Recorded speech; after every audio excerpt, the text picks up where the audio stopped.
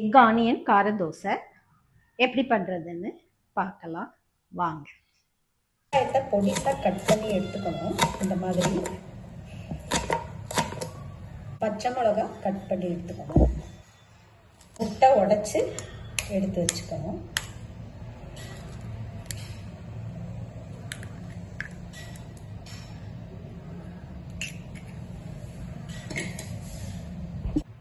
தோசை மாவு இந்த அளவுக்கு எடுத்துக்கணும். 3 வத்தல் எடுத்து வச்சுக்கணும். பூண்டு 2 பல்லு தோல் வச்சு எடுத்துக்கணும்.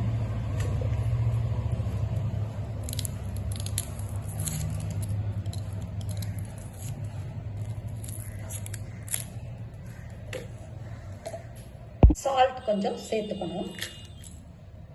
இதை காஞ்ச மிளகாய், பூண்டு, உப்பு இது 3ஐயும் அம்மியில் வச்சு அரைச்சி எடுத்துக்கணுங்க. கார சட்னி அரைச்சி எடுத்தாச்சுங்க.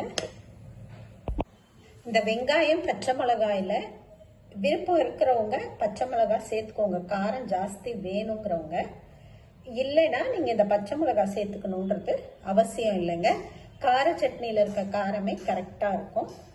இது உங்களோட விருப்பம் தாங்க. தோசை தவா சூடாயிடுச்சுங்க. லைட்டாக எண்ணெய் போட்டுக்கணும். போட்டுட்டு தோசை மாவு எடுத்து இதில் ஸ்ப்ரெட் பண்ணிக்கணுங்க. கொஞ்சம் மெலிசாவே சுட்டுக்கோங்க. திக்காக போட வேண்டாம்.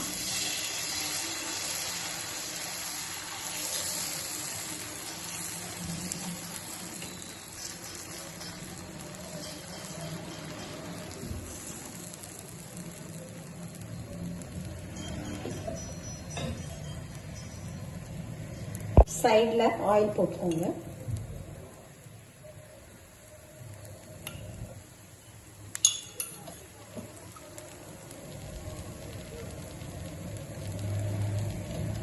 இந்த கார சட்னியை இதில் ஸ்ப்ரெட் பண்ணி விடணுங்க.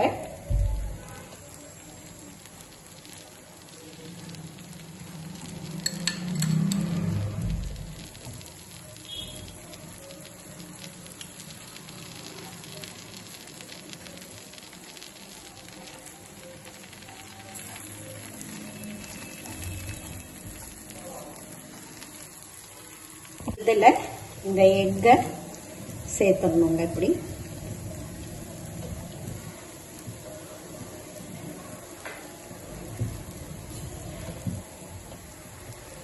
சேர்த்துட்டு இதை கொஞ்சம் ஸ்ப்ரெட் பண்ணி விட்டுருங்க.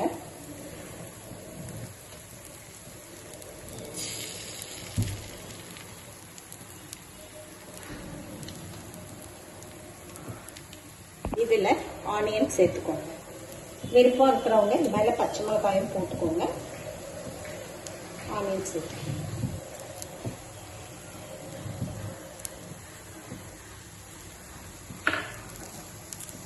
இது கொஞ்சம் வேகணுங்க. இது திருப்பி போட்டுக்கோங்க. ஆனியன் எக் தோசை, எக் கார தோசை ரெடி ஆயிடுச்சுங்க.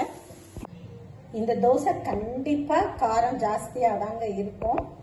அது காரம் ஜாஸ்தியாக இருந்தால் தான் இந்த தோசை சூப்பர் டேஸ்ட் கிடைக்கும். எக் ஆனியன் கார தோசை ரெடி ஆயிடுச்சு. ட்ரை பண்ணி பாருங்கள்.